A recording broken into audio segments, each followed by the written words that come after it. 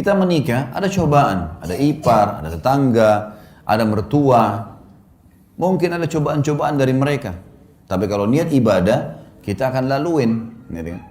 Karena ini semua ibadah. Saya tidak mungkin menikah dengan suami saya saja atau istri saya saja. Tapi saya juga tanda kutip menikah dengan keluarga mereka nih. Tidak mungkin dihapus status orang tuanya.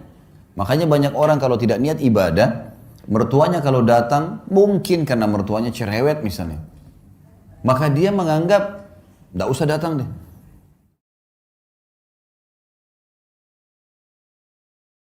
Rumah tanggamu adalah ibadahmu. Maka ikhlaskan niatmu karena Allah.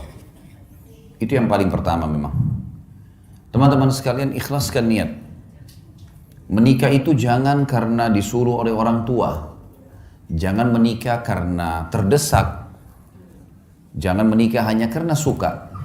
Jangan menikah karena semua teman-teman sudah menikah, tinggal kita sendirian. Semua ini teman-teman harus dibuang jauh-jauh. Kalau Anda di sini yang hadir sudah menikah dan dulu salah satu penyebab nikahnya karena 4 hal atau 5 hal tadi yang saya sebutkan itu, maka detik ini diubah niatnya.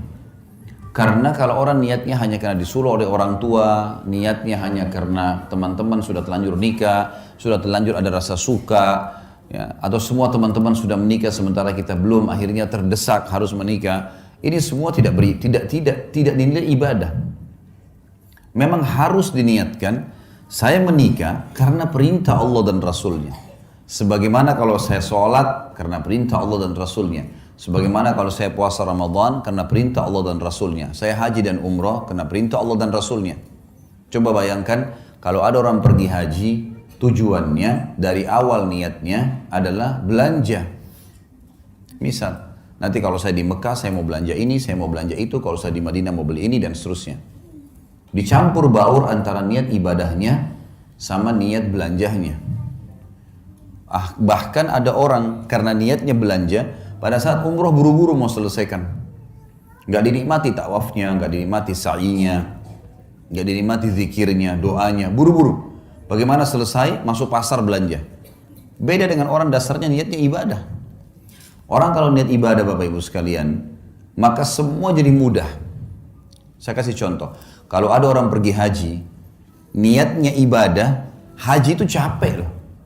Berangkat dari Jakarta saja misalnya ke Jeddah 9 jam. Belum masuk ke Mekah sejam 2 jam sampai di hotel.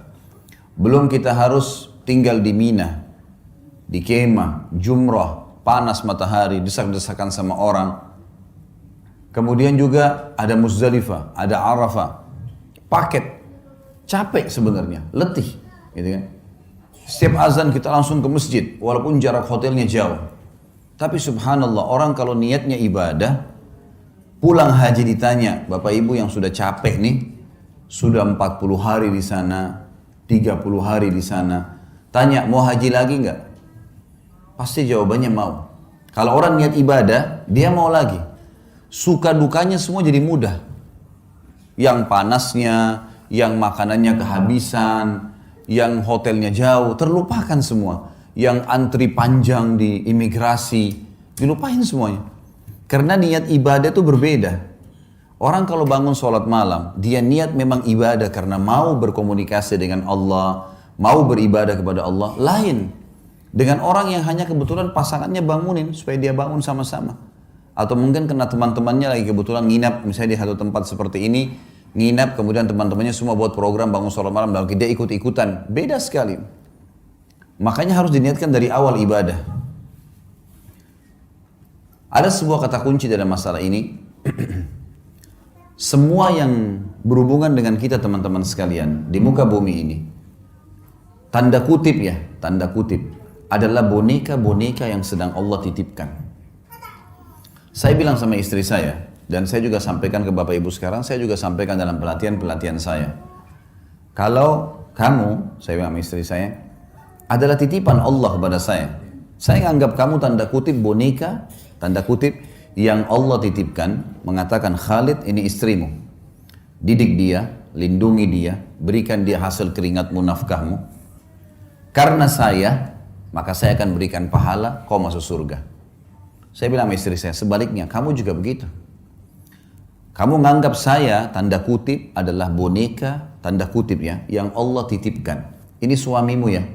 Layani dia, cuciin bajunya, buatin masakannya, biologisnya, didik anaknya, jaga amanah rumahnya. Karena saya, kata Allah, saya kasih pahala, mati, masuk surga. Ini yang dimaksud dengan ibadah nih. Seperti itu kita memahaminya. Sehingga kita tidak pernah jenuh dalam menjalankan kewajiban. Coba bayangkan Bapak Ibu sekalian, di sini kita mulai dari bapak-bapak misalnya. Istri kita nggak pernah kita kenal sebelumnya. Begitu menikah, kita setengah mati banting tulang di luar sana, nagih utang, jual produk, bangkrut usaha, segala macam. Setelah selesai dapat hasil, kita tinggal kasih kepada istri kita. Dia yang makan, dia yang beli baju, dia yang menikmatinya. Kalau bukan karena niat ibadah, bisa saja seorang laki-laki bilang, siapa perempuan ini enak benar. Hasil keringat saya tiba-tiba langsung diambil saja. Satu sisi. Ibu-ibu juga bisa begitu. Begitu akad nikah, mungkin di rumah ayahnya tidak pernah bekerja. Tiba-tiba menikah, laki-laki yang tidak dikenal, cuciin bajunya, siapin sarapannya, layani biologisnya, segala macam. Hamil anaknya dia, spermanya dia. Kalau bukan karena ibadah, orang akan berpikir, siapa laki-laki ini? Gitu. Makanya sering terjadi pertengkaran-pertengkaran dalam rumah tangga kadang-kadang dengan hal-hal yang kecil saja, karena memang dari awal bukan niatnya ibadah. Kalau ibadah pasti akan berbeda. Karena kita tahu suka dukanya akan ada, makin berat sesuatu yang kita jalankan, maka kembali kepada hadis Nabi SAW. Nabi bersabda dalam hadis Bukhari Muslim, Inna idhamal ajri ma idhamal bala. Allah akan memberikan balasan yang besar sesuai dengan kadar beban yang sedang diberikan. Emang begitu? Beda pahalanya orang pergi sholat musim dingin, susah sekali kalau mungkin di negara Eropa yang lagi musim salju dingin, dengan orang yang pergi sholat cuaca lagi enak. Ada cobaannya, lebih besar pahalanya. Beda semuanya, Allah menilai sesuai dengan kadarnya. Kita menikah, ada cobaan, ada ipar, ada tetangga, ada mertua. Mungkin ada cobaan-cobaan dari mereka. Tapi kalau niat ibadah, kita akan laluin.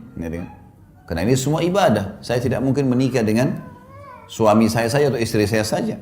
Tapi saya juga tanda kutip menikah dengan keluarga mereka nih. Tidak mungkin dihapus status orang tuanya. Makanya banyak orang kalau tidak niat ibadah, mertuanya kalau datang, mungkin karena mertuanya cerewet misalnya. Maka dia menganggap, tidak usah datang deh. Bahkan tidak mau ikut sama suaminya atau sama istrinya kalau mengunjungin mertua. Bagaimana caranya kita hapus status mertua itu, status orang tua dari pasangan kita? Nggak mungkin. Bagaimana caranya kita hapus status saudaranya yang merupakan ipar kita? Selamanya itu status nggak bisa dihapus. Tidak ada mantan orang tua, tidak ada mantan saudara, gitu kan? Maka ada orang yang tidak bisa menerima ini hanya karena cobaan-cobaan yang ringan. Permasalahannya karena dia tidak jadikan ibadah. Mertua cerewet, ya sudah, konsekuensinya. Cobaan sedang ada, sederhana dalam Islam, sabar. Terima sabar. Layani apa yang kita mampu, niatkan ibadah. Jadi mudah semua kalau ibadah itu. Ini kita dicerewetin segala, ya sudah, kita tenang aja. Ada yang kita perlu jawab, kalau enggak usah. Sabar itu adalah menerima takdir Allah. Kita bangun pagi, flu. Sabar, gimana caranya? Terima dulu flu itu sebagai takdir Allah, lalu kemudian ikhtiar, cari jalan keluar. Nah itu sabar. Berarti kita bukan berarti tidak sabar kalau kita malah ikhtiar. Kita menerima keadaan, kita nasihatin, coba kita layanin, bersabar. Allah maha melihat kok. Niatin ibadah ini penting sekali. Kalau sudah diniatin ibadah, semua akan mudah kita laluin. Semua akan mudah kita jalani. Kalau namanya ibadah, Bapak Ibu sekalian, pasti akan ada gangguan-gangguan. Karena syaitan musuh kita tidak mau ibadah itu berjalan. Pasti akan digoda. Ingat sabda Nabi SAW dalam hadis sahih, iblis, pemimpin syaitan, memiliki singgasana di lautan. Memiliki singgasana di lautan. Setiap hari anak cucunya melapor. Saya baru membuat orang bertengkar, saya baru membuat orang berzina, saya baru membuat orang minum khamr dan seterusnya. Sama iblis dianggap biasa. Sampai datang anak cucunya yang mengatakan saya baru menceraikan suami istri. Kalimat ini membuat apa? Iblis mengambil cucunya tadi yang melapor menceraikan suami istri, didudukkan di sebelah singgasananya, diberhentiin tugas. Artinya ini prestasi tertinggi. Sampai ulama mengatakan, kalau di luar rumah kita digoda dengan 10 syaitan, maka dalam rumah bisa 1000 syaitan. Bisa saja, mungkin karena istri terlambat buatin minuman, sudah cukup si suami marah, meninggalkan rumah dan tidak ngomong 2 hari. Bisa saja, suami lupa memberikan pesanannya istri, sudah cukup untuk bertengkar, 2 hari nggak ngomong, bahkan sudah bisa mengucapkan kalimat cerai. Godaan syaitan besar, karena ini ibadah.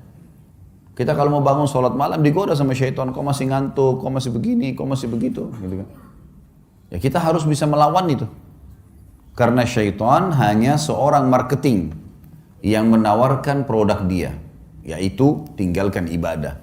Itu produknya, bagaimana dia bisikkan segala macam hal supaya kita tidak melakukannya.